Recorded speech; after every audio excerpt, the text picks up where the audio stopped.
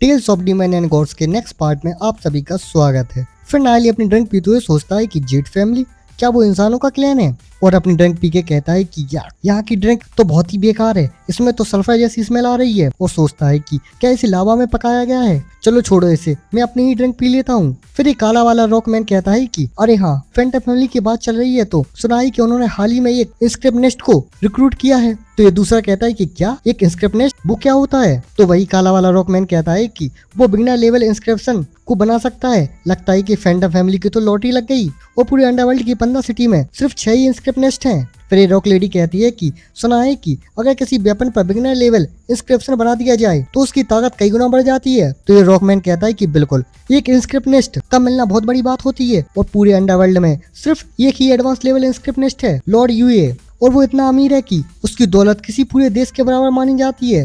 तो ये सुनकर नायली मन में सोचता है कि बिगिनर लेवल इंस्क्रिप्ट नेस्ट, और सोचता है कि लगता है कि इस दुनिया में बिगिनर लेवल इंस्क्रिप्ट नेस्ट की बहुत ज्यादा डिमांड है। और अपनी ड्रिंक पीते हुए सोचता है कि अगर मेरी लेवल की बात करें तो मैं कम से कम एडवांस लेवल इंस्क्रिप्ट नेस्ट तो हुई। तो ये दूसरा बंदा जो काले जोगे में होता है वो नायली से कहता है कि हे ब्रो। तो नायली उसकी तरफ हैरान होकर देखता है। फिर ये बंदा कहता है कि लगता है कि तुम ब्लैक रॉक सिटी के रहने वाले नहीं हो। तो नायली कहता है कि ओ, तो तुम्हें कैसे पता चला ये हैंडसम? और मन में सोचता है कि ये लड़का प्लेटिनम रैंक का है।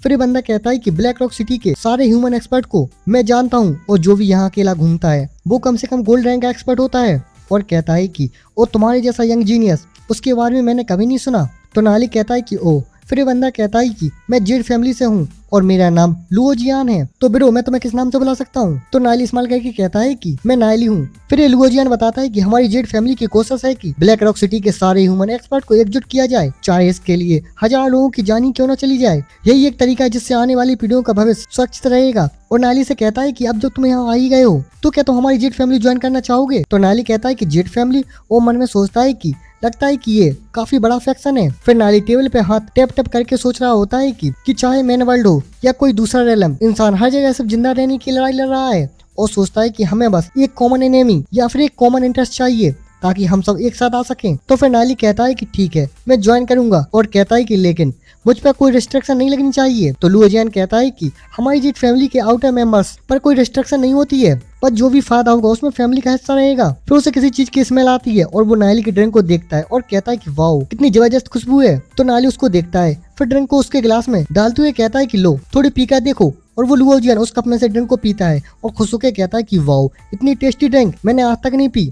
और खुश होकर कहता है कि ये तो ऐसा है जैसे देवताओं का अमृत हो, तुम सच में कोई आम इंसान नहीं हो, है ना? तो नायली हंसते हुए कहता है कि अगर मुझ पर कोई रिस्ट्रिक्शन नहीं है तो मैं जेड फैमिली ज्वाइन करता हूँ। तो लुओ जियान कहता है कि तो तुम्हारा स्वागत है नायली हमारी जेड फैमिली में। और कहता है कि हमारी जेड फैमिली 2 डेमिगॉड रैंक के एक्सपर्ट हैं और हम ब्लैक रॉक सिटी के तीसरे सबसे ताकतवर फैक्शन है।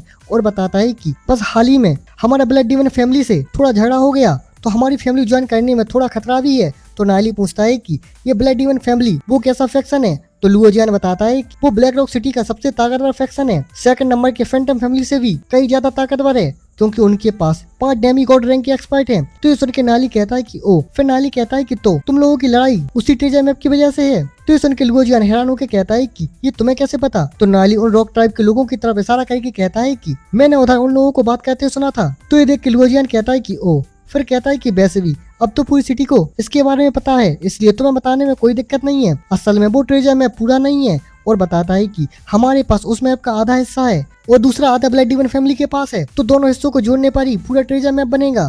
तो सुन के नायली कहता है कि ओ। और लुओ जियान आगे बताता है कि हमें नहीं पता कि ये मैप आखिर कहाँ ले जाएगा, लेकिन इतना तो पक्का है कि इसके पीछे कोई बहुत बड़ा राज छिपा हुआ है। और कहता है कि ब्लड डीमन फैमिली ने खुलेआम धमकी दे दी है कि अगर हमने अपना आधा मैप नहीं दिया तो वो हमसे आखिरी सांस तक लड़ेंगे। तो सुन के नायली मन में सोचता है कि वो लोग तो काफी घमंडी है, लगता है कि पूरी ब्लैक रॉक सिटी में उन्हीं का दबदबा है। और सोचता है कि इस दुनिया में रिसोर्सेज तो बहुत कम है लेकिन लेजेंडरी एक्सपर्ट की कोई कमी नहीं है। और मन में सोचता है कि क्या मुझे भी इस झमेले में पढ़ना चाहिए या नहीं। और सोचता है कि आखिर जेड फैमिली भी इंसानों का फैक्शन है, अगर उन्हें ग्लोरी सिटी के साथ मिलाया जा सके तो इससे बहुत फायदा होगा। फिर नायली लुओ जियान से पूछता है कि वैसे ये 9 सर्कल डेथलैंड कैसी जगह है? तो लुओ जियान बताता है कि 9 सर्कल डेथलैंड्स वो एक ऐसी प्राचीन बैटल फील्ड है जहाँ एंशिएंट टाइम में ह्यूमन और डिमन बीस्ट के बीच हजारों साल तक युद्ध चला था। और आज भी वहाँ डेथ और इतना ज्यादा है कि वहाँ घास तक नहीं उगती, लेकिन वहीं काउंटलेस ट्रेजर भी बिखरे पड़े हैं। और कहता है कि और वो जगह अंडरवर्ल्ड से ज्यादा दूर भी नहीं है। इसलिए एक्सपर्ट अक्सर वहाँ ट्रेजर ढूंढने जाते रहते हैं। तो नाली कहता है कि एंशिएंट बैटलफील्ड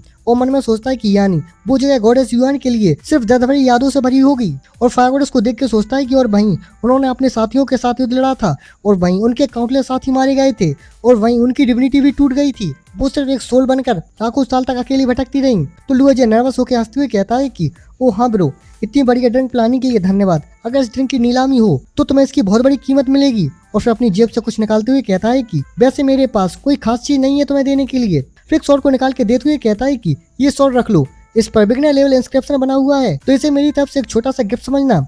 तो नाली उस स्वॉर्ड को देख के सोचता है कि एक silver rank fire type inscription, इस स्वॉर्ड का मटेरियल तो अच्छा है। और सोचता है कि लेकिन मेरे स्पेस रिंग में रखे किसी भी वेपन से बेहतर नहीं है। तो नाली कहता है कि मेरे पास अपने वेपन्स हैं, तो ये स्वॉर्ड मेरे किसी काम की नहीं है, तो तुम इसे अपने पास ही रखो बिरदा लू। तो सुनकर लुओजियन हैरान हो जाता है और थोड़ा सैड होकर अपना सर झुका लेता है। तो फिर नाली कहता है कि तो यही बिगनर लेवल इंस्क्रिप्शन है। तो लुओजियन कहता है कि हाँ, और स्वॉर्ड को लेके बताता है कि ये एक बिगनर लेवल इंस्क्रिप्शनिस्ट को हार करके ही उससे वेपन में बिगनर लेवल इंस्क्रिप्शन बनवाए जाते हैं। और इस्तेमाल करके बताता है कि ऐसा बिगनर लेवल इंस्क्रिप्शनिस्ट ढूंढना भी आसान नहीं होता है। इसी इंस्क्रिप्शन के लिए हमने बहुत पैसा खर्च किया था। और स्वॉर्ड को दिखा के बताता है कि देखो, इससे वेपन की ताकत कई गुना बढ़ जाती है। तो नाली कहता है कि अगर सिर्फ इतनी ही लेवल के इंस्क्रिप्शन का काम है तो ये मैं भी कर सकता हूँ। फिर लुओजियन और नाली के बीच और क्या बातें हुई उनको स्किप करके थोड़ी आगे का सीन बताया जाता है, जहाँ नाली कहीं एक जगह टेबल के सामने खड़ा होता है और एक स्वॉर्ड को लेके उसको टच करके अच्छे से देख रहा होता है। और वहीं लुओजियन भी होता है और ये दोनों गार्ड्स आपस में बात कर रहे होते हैं कि क्या उस लड़के ने कहा कि वो एक इंस्क्रिप्शनिस्ट है, क्या वो झूठ बोल रहा है?